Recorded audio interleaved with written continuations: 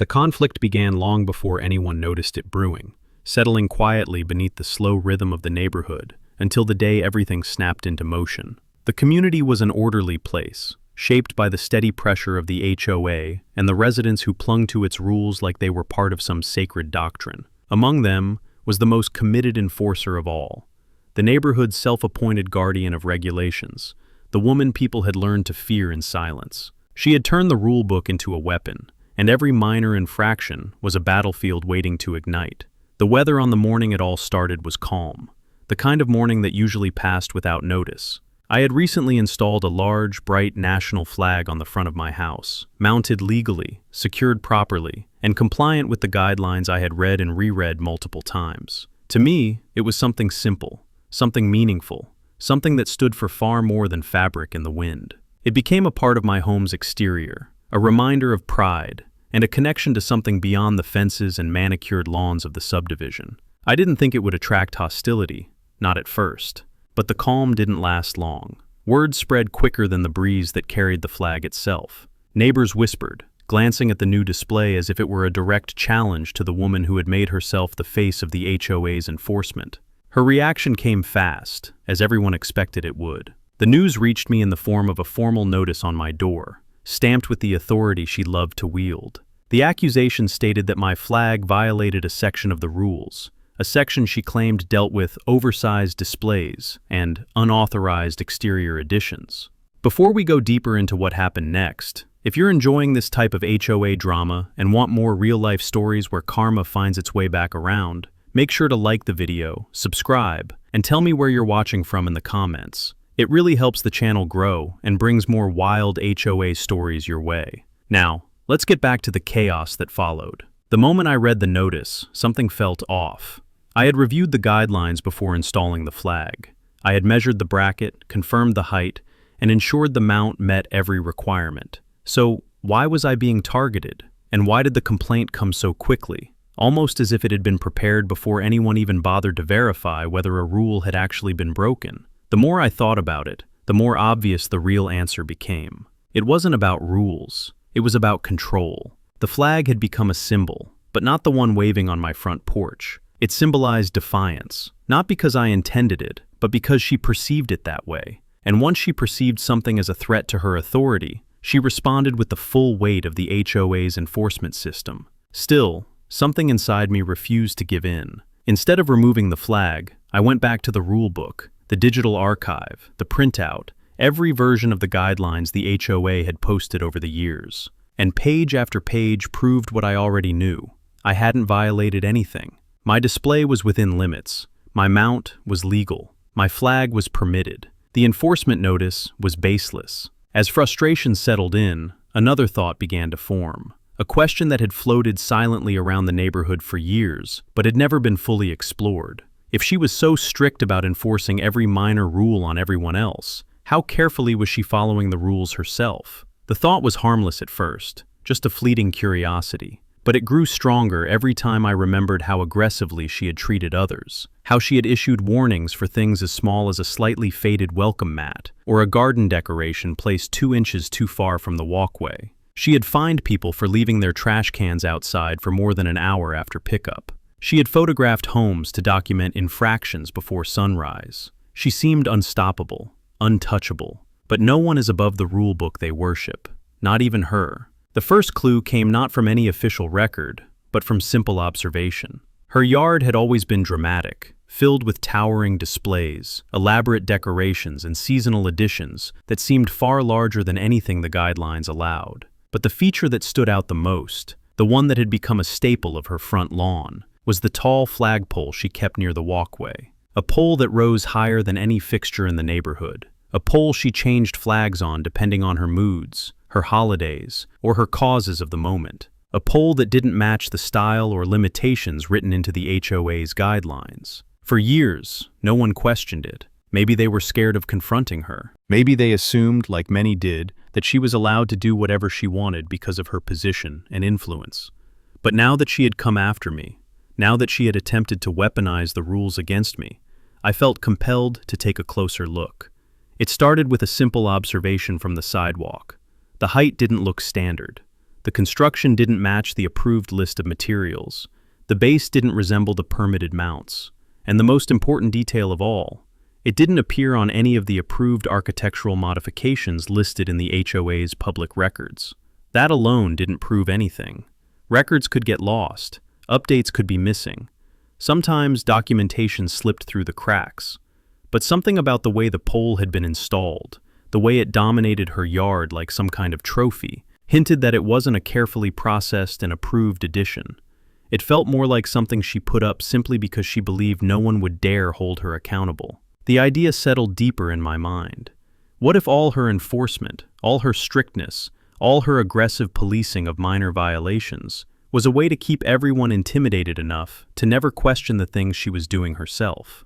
What if her entire reputation was built on a foundation of hypocrisy?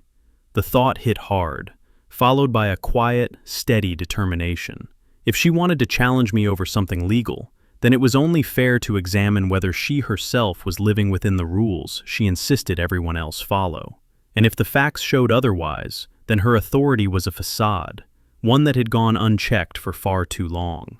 I spent the next days observing discreetly. I revisited the rulebook, cross-referencing every section that dealt with exterior structures, permanent fixtures, and flag installations. I looked at the requirements for permits, approvals, and homeowner submissions. And every detail pointed toward one unmistakable truth. Something about her flagpole didn't add up. The neighborhood had always lived in the shadow of her control. But now, for the first time, the foundation under that control was cracking. Quietly, slowly, but undeniably. And as I prepared to take the next step, the one that could expose everything, I realized that the real story wasn't about my flag at all. It was about the balance of power in a place where one person had dominated the narrative for far too long, and the tides were finally starting to shift. The days that followed unfolded with a strange, deliberate calm, the kind of silence that always seems to come before a major shift.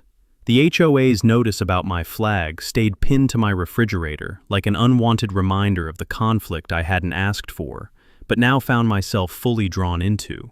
Yet beneath the irritation, a sense of purpose had begun forming, reshaping every thought and every hour spent reviewing what I believed the woman in charge had overlooked for years. The neighborhood continued its usual rhythm, sprinklers humming to life before dawn, dog walkers tracing the same predictable routes, cars rolling out of driveways at the same early hours each morning. But for me, the routine shifted. My attention narrowed onto one thing: finding out whether her towering flagpole complied with the rules she so proudly enforced. The more I looked, the more the details refused to match. And once you notice something suspicious, it becomes impossible to unsee. I spent time cataloging the hard facts. The HOA guidelines clearly define the maximum height for any exterior freestanding display. Her flagpole exceeded it by several feet. The permitted base materials were specified clearly in the regulations, and her setup appeared to be constructed from a type not listed in the approved options. There was even a section that required any permanent structure over a certain height to be placed a minimum distance away from sidewalks and neighboring property lines. Her pole was much closer than the rule allowed. Everything about it clashed with the handbook she used to police the rest of us. The more I uncovered, the more the imbalance became obvious. She had created a world where she alone determined what was acceptable and what was not, and no one ever pushed back, likely because challenging her meant risking constant scrutiny, unexpected violation notices, and endless fines. But the moment she targeted me over something fully compliant, she opened a door she never expected anyone to walk through. I spent evenings looking at archived HOA meeting minutes, a digital trail the board never removed. Among the lists of approvals for porch renovations, paint colors, fence replacements, and patio extensions, her name was visibly absent when it came to any request resembling a flagpole installation. That alone wasn't absolute proof, but it strengthened the suspicion building inside me. She had demanded perfection from everyone else, while quietly exempting herself from the same standards. As I continued piecing the information together, subtle patterns emerged. Old conversations among neighbors resurfaced in my memory. Stories of how she had added yard features without filing for approval. Complaints whispered about how she displayed seasonal structures far exceeding the size limits, incidents of her challenging others while ignoring issues on her own property. It painted a portrait of someone who considered herself untouchable. But facts were stronger than fear, and once the truth had enough weight behind it, it was no longer just a suspicion, it became a case. The next step required precision. I wasn't going to act out of anger. I wasn't going to retaliate blindly like she had. Instead, I wanted to follow the very framework she used to intimidate everyone else. So I began organizing everything: photos of her flagpole from various angles, measurements taken from public sidewalks, references from the rulebook highlighting violations, and timestamps documenting the structure's existence. It became a growing file, one that represented not revenge, but balance. As clarity expanded, so did the tension. Walking outside my own home, I could feel the subtle pressure of being watched. Her windows always seemed to carry a lingering gaze. Even if she wasn't physically visible, there was an unmistakable sense that someone was expecting compliance, as if the entire community existed under surveillance. People around me remained quiet, stepping lightly in her presence, avoiding confrontation. Yet beneath their silence, I sensed an invisible collection of stories, memories of her unfair enforcement, grievances never voiced, frustrations never acted upon. And perhaps that was what strengthened my resolve most. It wasn't just my flag she wanted gone. She wanted my submission. She wanted the community to follow rules she herself refused to obey. Her power came from the assumption that no one would ever challenge her. But now, with her flagpole's violations forming a solid, undeniable trail, the scales were finally shifting. The most important part was making sure everything was factual, unbiased, and supported by clear evidence. I didn't want to bring the matter forward prematurely, so I revisited every detail with careful attention. I walked my property line, comparing the measurements of approved fixtures to what she had installed. I reviewed city permitting requirements, discovering that her pole not only violated the HOA's guidelines, but appeared to exceed local height restrictions as well. It meant her installation wasn't just unapproved, it was possibly illegal altogether. The more I gathered, the more confident I became. For the first time, the woman who had made an identity out of controlling everyone else's choices was facing scrutiny she had never prepared for. Still, I moved cautiously. This wasn't about creating conflict. It was about defending myself within the same system she had used against countless others. And as I organized each piece of evidence, I realized how absurd the entire situation had become. All of this, all the effort and all the tension, stemmed from her attempt to force me to remove a perfectly legal flag, simply because she didn't approve of how prominently it was displayed. By now, the neighborhood atmosphere had changed subtly. People glanced at me differently, curious, hesitant, expectant. The story had started circulating. They knew she had targeted me. They also knew I hadn't taken the flag down, and that alone suggested something had shifted. The whisper network grew. Neighbors who had been quiet for years started gently probing for information. They didn't ask openly, but their questions danced around the issue, hinting at a desire for change they had never dared express. Late one evening, as I finalized the last pieces of my documentation, a realization settled in. What I held wasn't just evidence. It was the first real challenge she had ever faced. For years, she had acted as if the rules belonged to her alone, as if she were the ultimate authority. Now, she was about to face the same meticulous scrutiny she had inflicted on everyone else. But delivering the information wasn't something to rush. It required timing, precision, strategy, and I knew that the next step would change everything, not just for me, but for the entire community that had been held under her control for far too long. As I prepared the final digital folder, labeling each document, each photo, and each reference, it felt like the calm before a storm she had unintentionally summoned by trying to force me into submission. The difference this time was simple. I wasn't backing down. The foundation of her authority was about to be tested, and once the board saw what I had discovered, there would be no turning back. The morning I chose to act arrived without fanfare. The sky was an ordinary shade of pale blue, casting a quiet stillness over the neighborhood. There was nothing outwardly special about the moment, yet beneath the surface, everything felt charged with purpose. Weeks of quiet investigation, late-night comparisons, and carefully gathered evidence had led to this point, the moment the balance of power would finally begin to shift.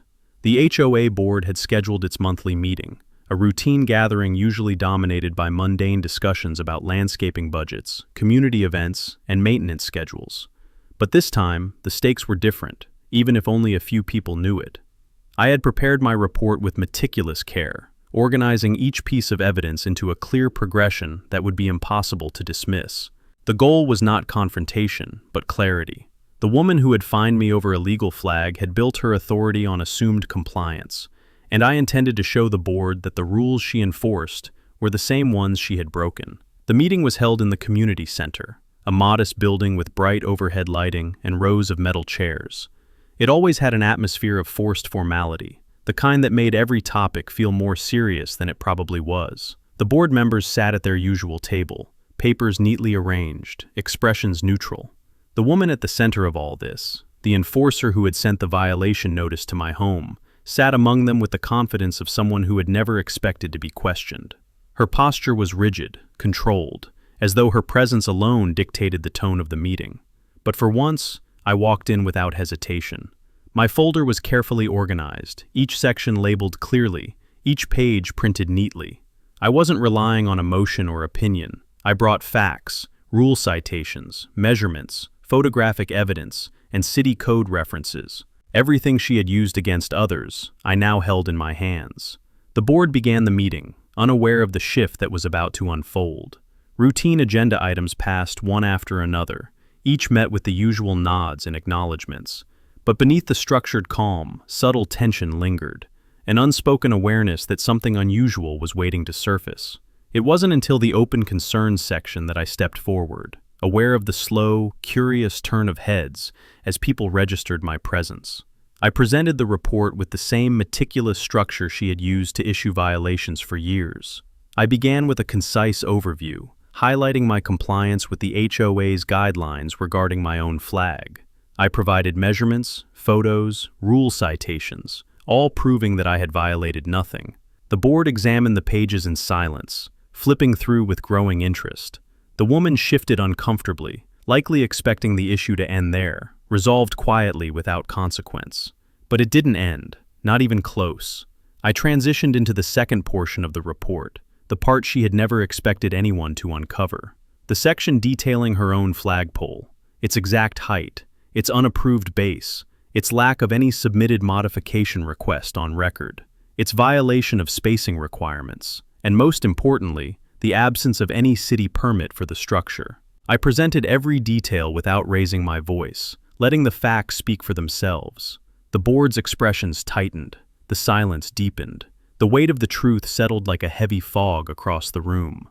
For the first time, the woman's confidence wavered. Her composure cracked subtly, shown only in the tightening of her jaw, the stiffening of her posture, the way her hand gripped her stack of papers just a bit too tightly. She had spent years weaponizing the rulebook against everyone else, never imagining it would be used to examine her own property.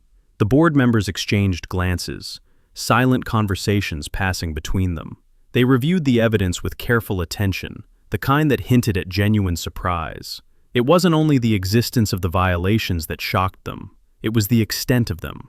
The pole had been standing for years. It was large, conspicuous, impossible to overlook, and yet no one had ever questioned whether it had been installed legally. That realization cast a shadow over the entire board.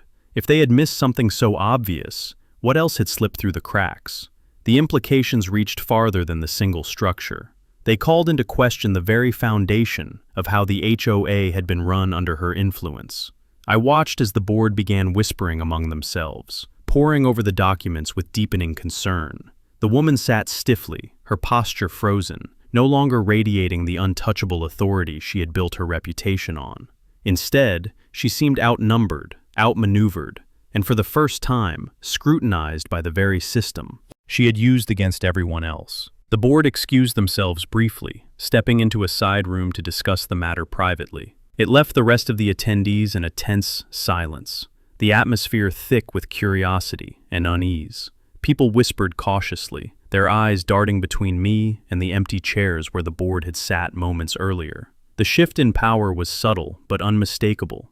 Something had cracked in the flawless surface she had maintained for years. When the board returned, their expressions carried a seriousness that hadn't been present earlier. They spoke in measured tones, announcing that further investigation would be conducted immediately. They would verify the permit records. They would re-inspect the structure. They would check compliance with both HOA and city regulations. It wasn't a final judgment, but it was a step she had never expected to face. They had taken the report seriously, and that alone was a significant blow to the control she had wielded. The meeting adjourned shortly after, but the impact lingered.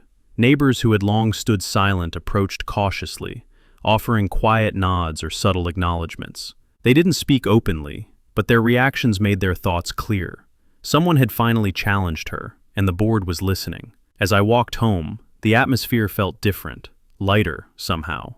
The violation notice still hung on my refrigerator, but now it felt flimsy, insignificant compared to the weight of what had just taken place. She had tried to force me into compliance using rules she had ignored for years, and now those same rules had become the foundation of her unraveling. That night, the neighborhood settled under a quiet tension. Lights flickered on in living rooms as families discussed the unfolding drama behind closed curtains. People lingered longer on their porches, watching her house with cautious curiosity. The winds shifted as my flag continued to wave, still proudly mounted where it belonged, untouched by the false violation she had issued. The woman's home, normally glowing with decorative lighting and embellished displays, sat unusually dim. The towering flagpole cast a long shadow across her yard, the very symbol of her authority now transformed into the evidence that threatened it. Deep down, I knew this was only the beginning. The board's investigation would take time, and she would not surrender her power quietly. But the facade had cracked, and once cracks appear, they rarely stop spreading. The days following the board meeting unfolded in an atmosphere thick with unspoken tension. The community had entered a strange state of watchfulness, a quiet shift where people seemed to observe the world around them with more interest than usual. Sidewalk conversations grew slightly longer. Porch lights flickered on earlier. Every small action carried the subtle weight of anticipation, as everyone waited to see how the woman at the center of it all would respond. Her authority had ruled the neighborhood for so long that imagining her under scrutiny felt almost unreal to the residents who had complied with her every demand.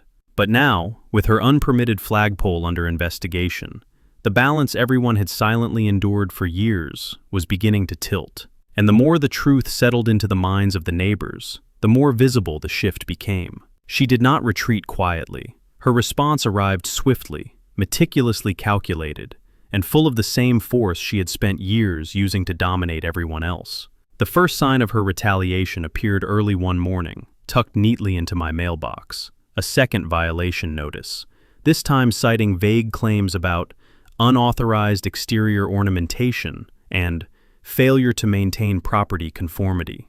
The accusations were broad, unclear, and utterly unsubstantiated, crafted with obvious intent. Overwhelmed me with paperwork and pressure until I backed down. But she had lost the advantage she once held.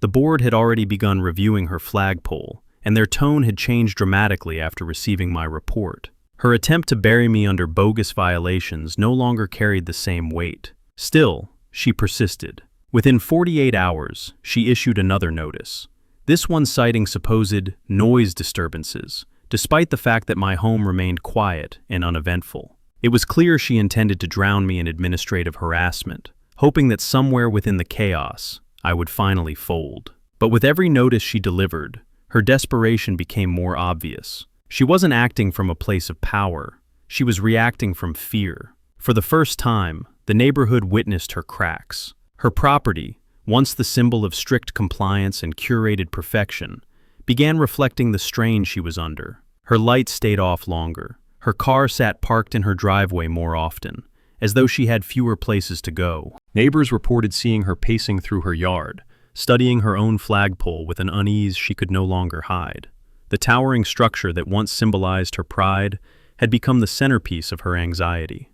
Meanwhile, the board quietly launched their investigation. Their actions grew deliberate and coordinated. Site visits, measurements, phone calls to the city, comparisons with the rulebook she had once used as her personal weapon.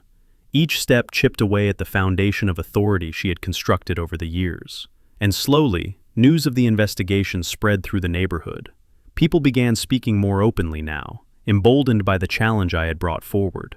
Stories emerged, small anecdotes at first, then larger ones, tales of unfair fines, accounts of inconsistent enforcement, memories of how she had threatened homeowners who tried to appeal her decisions. Layer by layer, the silent resentment that had been building for years began surfacing. For many residents, my report wasn't just about the flagpole. It represented something they had quietly wished for but never dared initiate: accountability. Still, even as the neighborhood leaned subtly in my favor, her retaliation intensified. She doubled down on her tactics. She drove slowly past my house multiple times a day, inspecting my lawn, my porch, my windows, searching for anything she could twist into a violation. But everything about my property remained compliant. She found nothing substantial, and the more her attempts failed, the more unhinged her behavior became. She began showing up at random homes, knocking on doors, insisting she needed to update compliance records. Some neighbors refused to answer, while others reluctantly let her in, only to endure endless nitpicks about trivial matters. But unlike before, people no longer accepted her word as final. They pushed back politely or simply ignored her. Power she once wielded effortlessly now met resistance from all sides. And while her focus fixated on me, the board quietly moved forward. One evening, while returning home, I noticed an unfamiliar vehicle parked near her property. A city inspection officer stepped out, clipboard in hand, walking directly toward her towering flagpole. He examined the structure carefully, measuring height, distance, alignment, and base construction. His presence alone sent a message far stronger than any violation notice she could deliver. For years, she had operated without accountability. Now, the system she had manipulated was finally confronting her with its own rules. She appeared outside a few minutes later, her attempt at maintaining composure visible only in posture, not expression. Even from a distance, the conflict was unmistakable. The conversation between her and the officer was tense, her gestures sharp and defensive. And while no voices could be heard, her agitation was obvious. She wasn't prepared for official scrutiny, not from someone she couldn't intimidate, not from someone who didn't care about her self-appointed authority. The inspection lasted longer than expected. The officer documented everything, taking photos and writing notes. When he finally walked away, leaving her standing alone beside the towering structure, she looked smaller than she ever had, dwarfed not just by the flagpole she had installed illegally, but by the weight of consequences she had believed would never touch her. The neighborhood watched silently. Curtains shifted, porch lights flickered. Every passing second felt like the unraveling of old power. After the inspection, she became noticeably more cautious. Her morning patrols grew shorter. The frequency of violation notices dropped from daily to sporadic. The house lights stayed dim. Her confident stride became a measured walk, shadowed by uncertainty. Yet beneath her temporary quiet, a growing storm brewed. She would not surrender easily, and everyone knew it. The board's investigation was nearing its final stages, and the outcome could change everything, not just for her, but for the entire community. And although my report had initiated the shift, the momentum now belonged to the truth, no longer controlled by her intimidation. Each new development tightened the pressure around her. Each official visit chipped away at her authority, and each neighbor who whispered another story of her misconduct added fuel to the inevitable conclusion. The real turning point had not arrived yet, but it was coming. The board's upcoming decision would either restore balance to the neighborhood or ignite her final attempt to maintain control. The community held its breath. The storm was almost here. The week leading up to the board's final review felt like the long, suspended pause before thunder breaks. The neighborhood had settled into a strange quiet, one defined not by peace, but by anticipation. Every home, every window, every neatly trimmed lawn seemed to hum with the tension of an unresolved conflict. People walked slower, conversations were shorter. The air carried an energy that suggested something inevitable was drawing near, and everyone knew it. The woman who had spent years policing the community, the self-appointed enforcer, the architect of countless violation notices, was uncharacteristically subdued. She no longer patrolled the sidewalks with her usual rigid confidence. Her eyes darted more often. Her steps were quicker. Her door remained closed for long stretches of the day. For the first time since anyone could remember, she seemed to be trying to shrink herself from the spotlight she had once fought to control. But the spotlight didn't go away. In fact, it focused more intensely with each passing day. The board conducted several inspections in her absence, their visits marked by the quiet rustle of measuring tape and soft, clipped conversations among themselves. They walked the perimeter of her property, examining everything with a level of scrutiny she had imposed on others, but had never expected to face herself.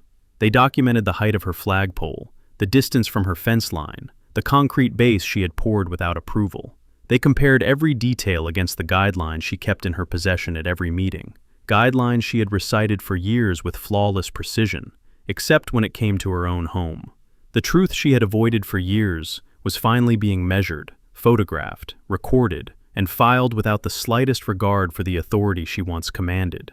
The board's final review meeting was announced with a single email, sent late in the evening, its tone formal and restrained, but carrying the weight of what was about to unfold.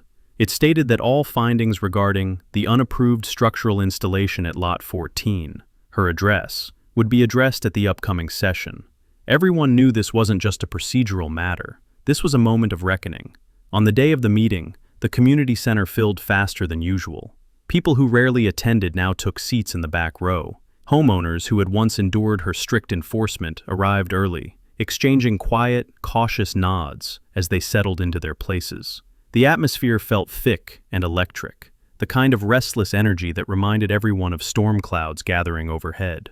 She sat at the board table as usual, but everything about her was different. Her posture remained upright, but her composure wavered. Her eyes stayed fixed on the papers before her, but her hands fidgeted with their edges. There was no welcoming nod, no rehearsed expression of confidence. She was cornered, and everyone in the room could sense the strain behind her forced calm. When the meeting finally began, the board proceeded through the standard agenda items with mechanical efficiency, but no one was listening. Every mind in the room waited for the moment when the conversation would shift, when her name, the name she had used as a symbol of authority, would become the subject of an investigation she could not control. It happened without theatrics. The board president simply turned the page, cleared his throat, and introduced the topic in the most neutral voice possible. He spoke of an unpermitted freestanding pole structure, noting the absence of approval records, and detailing the findings from the city inspection. Each word landed heavily, echoing in the silence of the room. The facts were laid out with precision: the height violation, the setback violation, the use of unapproved materials, the safety concerns noted by the inspector, and most damning of all, the complete lack of any filed request for installation. The woman's face stiffened with every sentence, but she remained silent. Her silence spoke more loudly than any argument she could have made. The board presented photographs, documents, verified measurements, all confirming what had now become undeniable. She had broken the rules she expected everyone else to follow, and she had done so blatantly, repeatedly, and without remorse. For the first time, the power dynamic shifted publicly. Neighbors who had once been afraid to challenge her now sat with quiet satisfaction. They weren't malicious. It wasn't about revenge. It was relief, genuine relief. The quiet acknowledgement that fairness was finally catching up to someone who had long used authority as a shield. When the board opened the floor for comments, no one spoke immediately. The silence stretched so long it felt like the room had forgotten how to breathe. Then, slowly, people began to speak. Not loudly, not aggressively, just truthfully. Homeowners shared stories of how she had fined them unfairly, enforced rules unevenly, and intimidated them into compliance. They described moments when they felt powerless, moments when she threatened consequences for infractions that did not exist. Their voices were steady, factual, the same tone I had used when presenting my report. No one shouted, no one insulted her. They simply revealed what had been buried under years of fear and silence. With each testimony, the board's expressions grew more somber. This was no longer a single violation. This was a pattern, a long-standing abuse of power that had impacted the very community she claimed to protect. When the board finally delivered their decision, it was clear they had no other option. The verdict required her to remove the flagpole entirely, apply for proper permits if she wished to reinstall it within legal limits, and pay the corresponding fines for the violations. Fines she had issued to others but now faced herself. And most importantly, she was suspended from enforcement duties pending further review of her conduct. The room remained silent as the decision settled over everyone. She sat frozen, her authority stripped away in a matter of minutes. The rules she had once wielded as weapons had finally turned back toward her. But her story didn't end there. The moment the meeting adjourned, she rose with a rigidity fueled by anger rather than shock. She walked out without acknowledging anyone, her steps sharp and quick, her shoulders tense. There was no polite exit, no attempt to salvage dignity, just a storming departure that hinted at the battle still raging inside her. And while the community finally felt a sense of ease returning to the air, I sensed something else, the final shift before her last attempt to regain control. She wouldn't accept defeat quietly. A person who had built her identity on authority never let go without a final fight. The calm that followed the meeting was deceptive. The real storm was still coming. The morning after the chaotic emergency meeting carried a strange kind of calm, the kind that settles right before judgment is delivered. The neighborhood felt unusually alert, as if every house, every trimmed lawn, every porch light was waiting to witness whatever the HOA would do next. People walked slower, dogs stopped to sniff the air like they sensed tension, and curtains twitched with curious eyes hiding behind them. In a community where gossip normally traveled through backyards and whispered complaints, the latest developments had flooded every property line like a sudden storm surge. The HOA board had gone offline overnight, completely silent, not replying to emails, not posting updates, not announcing meetings. It was a silence that worried them more than anyone else, because silence meant they were talking behind closed doors, desperately calculating how to protect themselves from a mistake that was now public knowledge. They had been caught in a storm they didn't prepare for, one started by their own president, who had weaponized the rulebook without ever considering how vulnerable she was under those very same rules. By sunrise, half the neighborhood knew about the unpermitted flagpole. The other half knew something even more damaging. The board had knowingly ignored it for years. The hypocrisy wasn't just visible, it was undeniable. The board's credibility had collapsed internally, and the residents sensed it like vultures circling a wounded animal. As the day unfolded, a new tension grew when a quiet announcement appeared on the community portal. A mandatory gathering in the community lawn at 6 p.m. Attendance encouraged. No specifics, no agenda, just a blunt notice that something big was about to change. The message spread quickly, screenshots forwarded, neighbors whispering on walks, lawn crews pausing work to ask homeowners what they thought was coming. When the time finally arrived, the community lawn filled slowly, then all at once, the same way storm clouds gather before lightning hits. Sunlight faded behind the rooftops, leaving a cool, orange glow that made everything feel heavier. A small folding table sat near the pathway, where the remaining board members waited with tense posture and stiff expressions, the kind people wear when they know eyes are judging them. Karen was not at the table.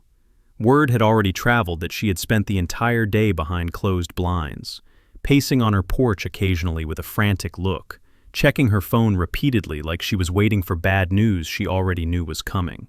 For the first time since she began harassing homeowners with rule citations, she seemed powerless. Not angry, not loud, not threatening, just cornered. The board finally addressed the crowd. The tone was noticeably different from before. No pretentious formalities, no overly stern reminders of bylaws, no passive-aggressive scolding. Their posture showed the weight of the last 48 hours pressing down on them. They explained, with heavy words, that the situation surrounding the president's unpermitted flagpole had prompted immediate investigation. They acknowledged they had failed to enforce the same rules on one of their own, a confession that spread a wave of murmurs across the rows of residents. The board had to regain trust, or risk being removed entirely. Their announcement was simple but impactful. The president had resigned earlier that afternoon. It was because of the permit violation, the mishandling of enforcement, and the public pressure that exposed years of ignored regulations. The unpermitted flagpole, the one she defended as a legacy fixture, was now classified as a clear violation of the HOA's own structural codes. The board confirmed that removal was now mandatory and scheduled. The same rules she once weaponized against others were now being used to dismantle the monument she had proudly displayed for years. The crowd didn't cheer, it simply exhaled, finally breathing out tension that had coiled too tightly for too long. But the board wasn't done. They shifted their focus to the issue that started everything: the citation against the homeowner's large national flag. Their wording was careful and deliberate. They stated the rule Karen referenced had been misapplied, taken out of context, and enforced without proper review. The homeowner was cleared of any wrongdoing. The fine was dropped, the violation removed from records, and more importantly, the board announced a new internal policy requiring double verification before any future violations could be issued. It was a small change, but symbolic, one that meant no single board member could weaponize the rulebook again. As the meeting ended, neighbors lingered behind, whispering among themselves, glancing at the property where the large flag still waved proudly. Its colors moved slowly in the evening air, carrying a reminder of why the conflict had exploded in the first place. Not because of the flag itself, but because someone tried to use power to control what they didn't like. Later that night, long after the crowd drifted home, a subtle silence returned to the streets. Porch lights flickered on, sprinklers hissed across lawns, and cars rolled into driveways with residents retelling the evening's announcement. It was as if the entire neighborhood exhaled together, finally allowing itself to relax. The flagpole on Karen's property stood in darkness, knowing its final sunrise was coming. The homeowner watched from a distance, the breeze lifting the edges of their own flag. It now represented something more than national pride. It represented fairness restored, hypocrisy exposed, and the reminder that sometimes the simplest act of standing your ground can topple the tallest structures built on ego. As morning arrived, trucks rolled onto the street. Contractors stepped out with tools and clipboards. Neighbors peeked from driveways, drawn by the sound of metal being unbolted. Bit by bit, Karen's towering, unpermitted flagpole came down, piece after piece, until the last section touched the grass with a dull clank. It ended not with drama, not with shouting, but with a quiet, decisive correction of a wrong that had been ignored for too long. The homeowner's own flag fluttered brightly as the final truck pulled away, standing tall and untouched, now symbolizing not just compliance, but justice. And with the board restructuring itself, new elections announced, and Karen nowhere in sight for weeks, the neighborhood slowly returned to its usual rhythm. The story spread far beyond the community, shared through whispers, texts, and eventually online, becoming one more cautionary tale of how power misused has a way of unraveling itself. The flag remained exactly where it belonged, a symbol of standing firm, a reminder that even in the world of suburban rules and rogue presidents, karma always finds its flagpole.